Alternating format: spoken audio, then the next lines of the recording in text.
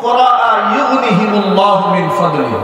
সূরা নূরের মধ্যে আল্লাহ বলেছেন যারা বিবাহ করতে যাচ্ছে ওরা যদি অর্থনৈতিক সংকটেও থাকে, ইয়াকুনু ফুকারা, ওরা দরিদ্রও থাকে, ইউগনিহিমুল্লাহু মিন ফাদলিহি, বিবাহ করার পরে আমি ওকে ধনী বানাই দেব। সুবহানাল্লাহ। এখন আপনারা বলুন রিস্কের মালিক কে? আল্লাহ। সম্পদে বারাকা দেওয়ার মালিক কে? আল্লাহ। একদিক থেকে আল্লাহ রাব্বুল আলামিন বিবাহের ব্যাপারে উৎসাহ প্রদান করবে, আরেক দিক থেকে নবী করিম সাল্লাল্লাহু আলাইহি ওয়াসাল্লাম অধিক সন্তানের ব্যাপারে উৎসাহ প্রদান করবে। আবার যারা মাতৃগর্ভে সন্তান থাকার পরে ইনজেকশন করার মাধ্যমে কিংবা একেবারেই বাচ্চাকালে অ্যাবর্শন করে বাচ্চাকে গর্ভ থেকে গর্ভপাত করে দেয়, এমন পাপিষ্ঠ মানুষও সমাজে আছে না? নাই? তারা যে কত বড় ভয়াবহ অপরাধী হবে কিয়ামতের ময়দানে,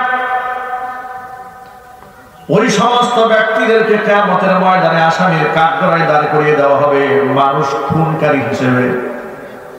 ওয়াইদাল মাউউদাতু সুইলাত বিআইয়ি যামবিন কুতিলাত, কোন অপরাধে এদেরকে হত্যা করা হয়েছিল প্রশ্ন করা হবে। এর মানে হলো অধিক সন্তানের ক্ষেত্রে কোরআন কারীম মানুষকে উৎসাহ প্রদান করেছে। আল্লাহ পাক বলেছেন লা তাকতুলু আওলাদাকুম খাশিয়াতা ইমলাক, দারিদ্রতার ভয়ে তোমরা তোমাদের সন্তানকে হত্যা করো না। নাহনু নারযুকুহুম ওয়া ইয়্যাকুম, তোমাদেরকে যে আল্লাহ আমি রিজিক দান করি তাদের রিজকের দায়িত্ব আমি আল্লাহর হাতে রয়েছে। একটু জোরে করেন না সুবহানাল্লাহ। বরং বাস্তবতা তো উল্টা কথা বলে। যারা বলেছে অধিক সংখ্যক সন্তান যদি পৃথিবীতে কেউ নেয় তাদের সংসারে অশান্তি, বারাকা নষ্ট হবে, এই সমস্ত কথা যারা বলেছে তারা উল্টা কথা বলেছে। বাস্তবতা হলো যাদের সন্তান একটা হয় অধিকাংশ ক্ষেত্রে দেখা যায় সন্তান অমানুষ হয়, বহাবে হয়ে যায়। যখন ছেলে এই কথা বুঝতে পারে যে আমি তো ওয়ালি নয়, আমাকে বাধা দেওয়ার কেউ নাই, কথা বলেন ঠিক কি না? আমার পেছনেতে আমি তো আল্লাহর রহমতে দীর্ঘ সময় জুমার মসজিদে খুতবা দিচ্ছি, সমাজের হার শ্রেণীর লোকেরা আমাদের কাছে আসে, বিশেষ করে এক সন্তানের বাবা, এদের অভিযোগগুলো শুনলে তখন কোরআনে কারীমের আয়াতগুলো মনে পড়ে। বলে হুজুর সন্তান তো এমন বকাটে হয়েছে, গলার মধ্যে ছুরি ধরেছে, মোটর সাইকেল কিনে না দিলে উপায় নেই।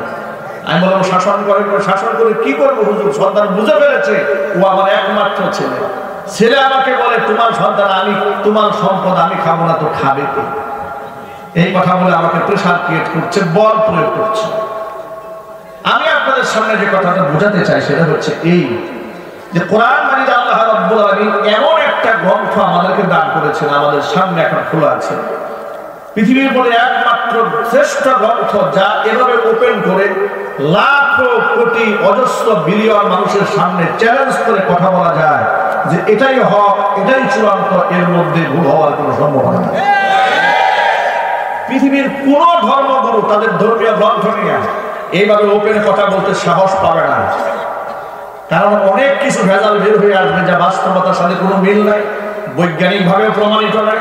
এমনকি যেগুলো অসভ্য কালচারের রূপ দেয় এমন অসংখ্য কথা বিভিন্ন বই পুস্তকে পাওয়া গেলেও কোরআন এমন একটা নির্ভেজাল তথ্যভিত্তিক কিতাব, মানুষের সকল সমস্যার সমাধান দিয়েছে। সর্বকালের জন্য আল্লাহ পাকের শ্রেষ্ঠ উপহার কোরআন। জোরে বলেন সুবহানাল্লাহ। আজকে সমাজে স্বামী স্ত্রীর দূরত্ব বেড়েছে, ঠিক কিনা বলে? তালাকের সংখ্যা, ডিভোর্সের সংখ্যা দিন দিন বেড়েছে। করোনাকালীন সময়ে টাঙ্গাইল জেলার সখীপুর অঞ্চলের একটা রিপোর্ট আমি পত্রিকাতে পড়েছিলাম। 6 মাসে সেখানকার কাজী অফিস থেকে তথ্য নেওয়া হয়েছিল। সেখানে একটি সমীক্ষণে দেখা গেছে যে 6 মাসের মধ্যে প্রায় সেখানে 800+ বিবাহ সংঘটিত হয়েছে, রেজিস্ট্রি করে বিবাহ হয়েছে 800-র মতো। আর ওই 6 মাসের মধ্যে একেবারে বিবাহ ভেঙে গিয়েছে প্রায় 600-এর মতো। খাতা কলমে 600-এর মতো বিবাহ ভেঙে গিয়েছে। যদি খাতা কলমেই 600 ভাঙে বাস্তবতায় কতটা ভাগে আন্দাজ করা যায়। আজকে স্বামী স্ত্রীর যে দূরত্ব তৈরি হয়েছে, একের প্রতি একের যে সন্দেহ তৈরি হয়েছে, সমাজের মধ্যে শুরু হয়েছে পরকীয়া, শুরু হয়েছে জেনা ব্যভিচার। আর মোবাইল নামক গজবটা কাছে থাকার কারণে, যে মোবাইল দিয়ে আপনি পৃথিবীর সমস্ত ভালো ভালো জিনিসগুলো শিখতে পারেন, আবার এটা দিয়ে আপনি খারাপ জিনিসও দেখতে পারেন। আমরা যখন সফরে থাকি, কিতাবের বস্তা নিয়ে তো আমাদের চলা সম্ভব হয় না, তখন আমরা এখান থেকে কোরআন পড়ি, হাদিস পড়ি, তাফসীর পড়ি। পৃথিবীর কোটি কোটি টাকার কিতাব অনলাইনে ছাড়া আছে, এখান থেকে লেখাপড়া করা যায়। আমরা যেমন কিতাব নিয়ে পড়ে থাকি, অসংখ্য বিপদগামী লোকেরা ঠিক এই মোবাইলের মধ্যে পর্নোগ্রাফিক ভিডিও দেখে রেখে নিজের ঈমান এবং আমলকে ধ্বংস করে দিচ্ছে। শুধু তাই নয়, ঈমান এবং আমলকে শুধু এখানে ধ্বংস করছে তাই নয়, বান্ধবীদের সাথে পরকীয়া। কথা বলে জুড়ে বলতে হবে, আছে না না? আমার এক খুব ঘনিষ্ঠ মুসল্লি একদিন আমাকে দুঃখ করে বলছে, হুজুর মাত্র 3 মাস হয়েছে বিবাহ করেছে, এমন এক অশান্তি সংসার শুরু হয়েছে, না পারি কাউকে বলতে, না পারি সহ্য করতে। কি হয়েছে? যে 3 মাস হয়েছে বিবাহ করেছি, আমার স্ত্রী আমার বিছানায় শুয়ে সে তার বয়ফ্রেন্ডের সাথে ফোনে কথা বলে, এরপরে মেসেঞ্জারে চ্যাটিং করে।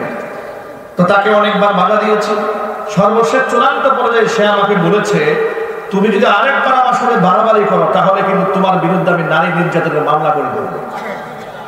দেখেছেন, চুরি তো চুরি, আবার সিনা চুরি। বেটা কেমন বিপদে পড়েছে।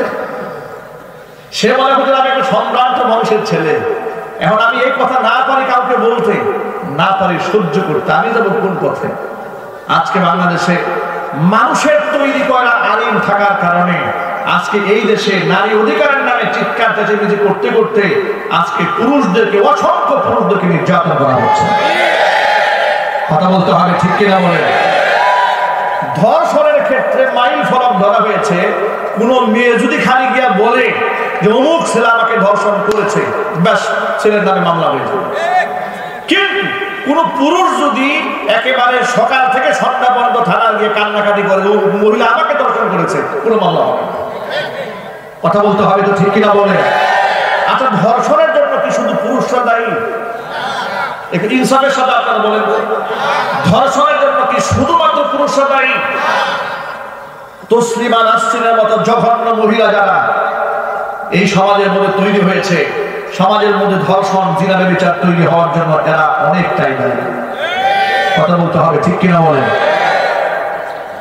আজকে এই সমাজ ব্যবস্থার মধ্যে এই অশান্তি পারিবারিক ভাবে তৈরি হয়েছে কোরআন কারীমের শিক্ষা থেকে মানুষ দূরে সরে যাওয়ার কারণে, আদর্শ থেকে আদর্শচ্যুতি ধরার কারণে আজকে স্ত্রী স্বামীর কথা মান্য করছে না, স্বামীর সাথে মহব্বত তৈরি হচ্ছে না, আর স্বামীও ওই স্ত্রীর প্রতি কোনো প্রকার প্রেম ভালোবাসা তৈরি না হয়ে সে বান্ধবীদের সাথে প্রেম করে বেড়াচ্ছে।